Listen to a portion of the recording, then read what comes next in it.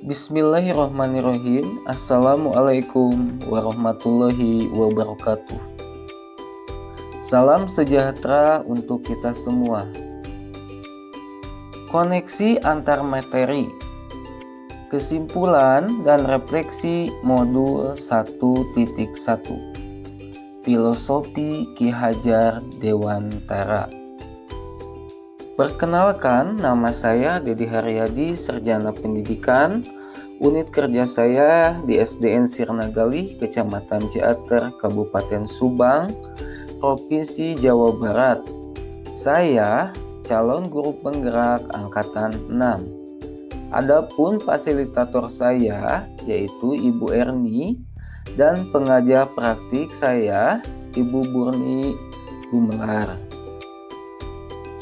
Koneksi antar materi, kesimpulan dan refleksi modul 1.1 ini dibagi menjadi 3 pertanyaan untuk merefleksikan diri saya.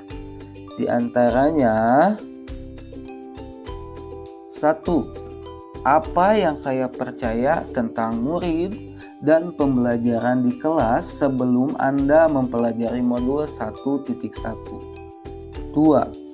Apa yang berubah dari pemikiran atau perilaku saya setelah mempelajari modul ini? 3. Apa yang dapat segera saya terapkan lebih baik agar kelas saya mencerminkan pemikiran Ki Hajar Dewantara? Yang saya percayai tentang murid pembelajaran di kelas sebelum mempelajari modul 1.1 yaitu 1. Guru sebagai sumber belajar satu-satunya di kelas.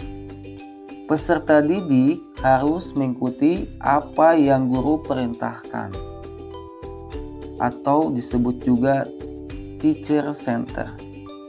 2. Saya merasa berhasil dalam mengajar jika peserta didik mendapatkan nilai kognitif di atas KKM dan saya cenderung tidak terlalu mementingkan nilai efektif dan psikomotor.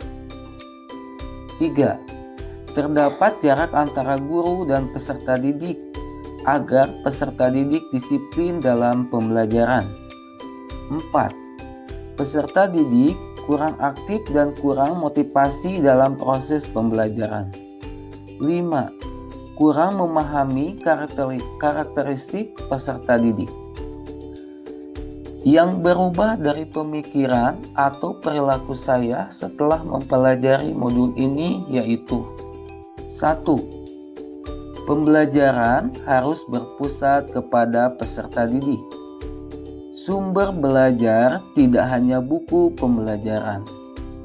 Kita bisa memanfaatkan internet, benda di sekitar kita, dan lingkungan sekitar sehingga pembelajaran lebih aktif.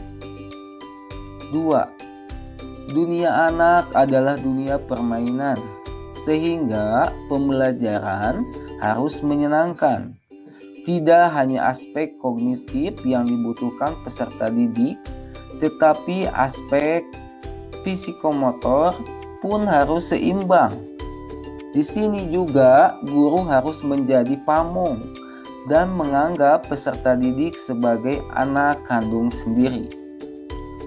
3. Menghargai setiap karakteristik belajar anak serta memberikan apresiasi atau reward agar mereka termotivasi dalam belajar dan pembelajaran juga harus kreatif dan inovatif.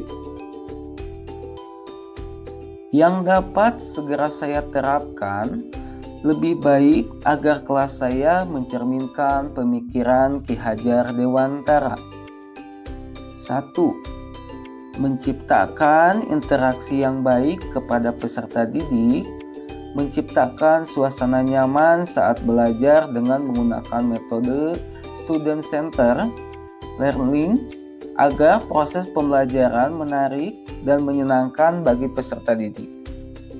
2. Mengembangkan pendidikan karakter dan menerapkan pembelajaran berbasis kearifan lokal dan budaya pada peserta didik dengan melakukan kebiasaan-kebiasaan yang baik dalam kegiatan sehari-hari seperti gotong royong, sopan santun, religius, dan mandiri, baik di sekolah maupun di rumah. 3. Menerapkan konsep merdeka belajar dan mengintegrasikan setiap pembelajaran dengan pencapaian profil belajar Pancasila. 4.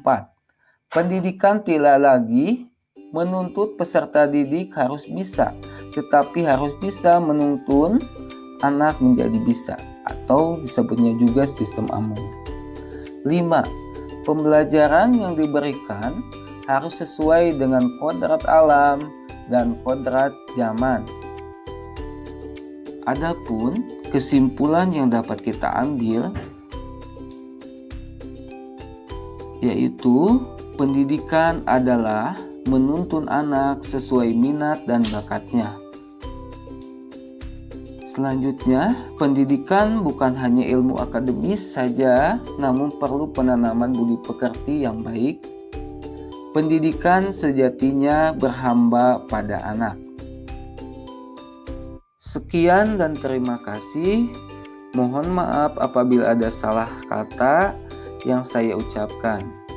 Salam guru penggerak Angkatan 6. Wassalamualaikum warahmatullahi wabarakatuh.